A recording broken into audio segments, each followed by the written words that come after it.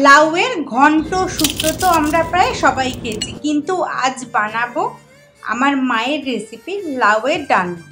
এঁচোড়ের ডালনা, পটলের ডালনা আমরা সবাই খেয়েছি। লাউয়ের ডালনা কে কে আগে খেয়েছো জানিও তো আমায়।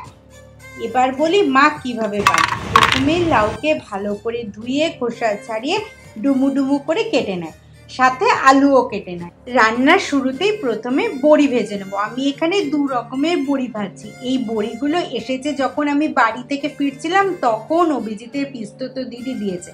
সে অসাধারণ বড়ি বানায়, সাথে কিন্তু গোকুল পিঠেটাও খুব ভালো বানায়। বড়ি ভাজা হয়ে গেলে অন্য একটা কড়াতে সর্ষের তেলে দেবো তেজপাতা, একটু শুকনো লঙ্কা, 2টো এলাচ মুখটা ছাড়িয়ে, সাথে দেব অল্প করে গোটা জিরে। মশলাগুলো তিরবির করতে করতে দেব আলু, সাথে নুন হলুদ মিশিয়ে ভেজে নেব। এবার দেব আদা জিরে আর কাঁচা লঙ্কা বাটা দিয়ে একটু খানিক সময় ধরে আলুর সাথে কষাবো। আর সাথে দেব কাশ্মীরি লঙ্কা গুঁড়ো। এটা অপশনাল, দিতেও পারো নাও দিতে পারো। অল্প করে জল দিয়ে মশলাটাকে ভালো করে কষাতে হবে।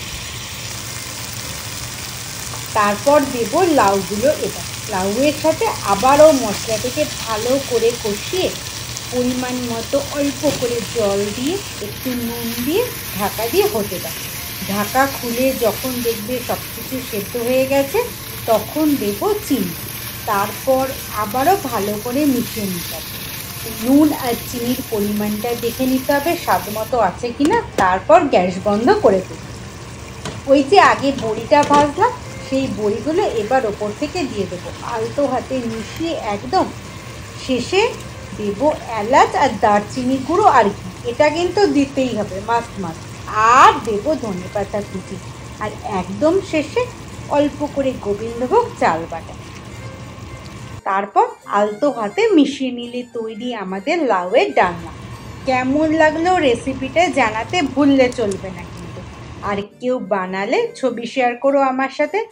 এটা কিন্তু আমাদের গরম গরম ধোয়া ওঠা ভাতের সাথে খেতেই ভালো লাগে। সাথে রাঁধুনি দেওয়া মুসুর ডাল হলে তো কোনো কথাই হবে না। একবার বানিয়ে দেখো। আর তোমাদের কাছে লাউয়ের নতুন যদি কোনো রেসিপি থাকে আমাকে অবশ্যই জানিও তো, আমিও করব অবশ্যই ট্রাই। আজ তাহলে আসি, টাটা।